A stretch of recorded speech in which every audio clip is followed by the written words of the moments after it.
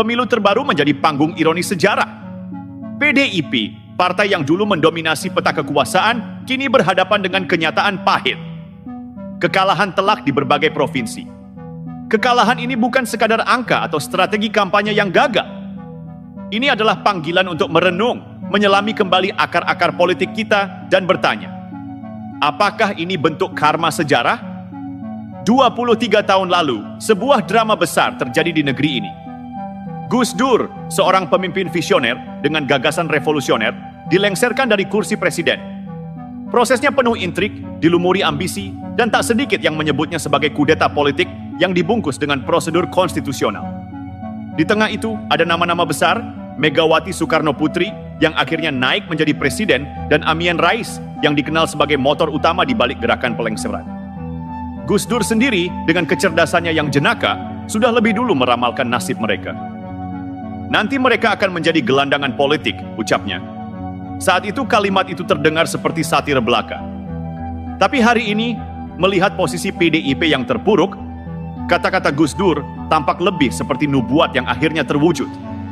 Apa yang terjadi pada PDIP adalah pengingat tajam tentang bagaimana politik seringkali membayar lunas utang moralnya.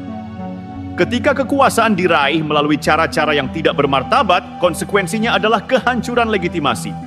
Sebab rakyat, sekeras apapun, usaha mengaburkan suara mereka pada akhirnya akan mengingat. Mereka tidak lupa bagaimana kekuasaan yang dulu diraih justru mengorbankan seorang pemimpin yang membawa pesan pembaruan, hanya karena ide-idenya terasa terlalu besar untuk sistem yang sudah kadung usang. Ironi semakin terasa ketika kita melihat narasi PDIP hari ini yang kerap menyerukan keadilan dan kerakyatan. Bagaimana sebuah partai yang dulu menjadi bagian dari operasi menggulingkan seorang presiden dengan alasan inkompetensi, kini terjungkal oleh persepsi publik yang sama, ketidakmampuan menjawab kebutuhan zaman. Dan di sini, bayang-bayang karma itu terasa nyata. Kekalahan PDIP di banyak provinsi adalah lebih dari sekadar hasil dari mesin partai yang lelah atau strategi kampanye yang gagal membaca perubahan.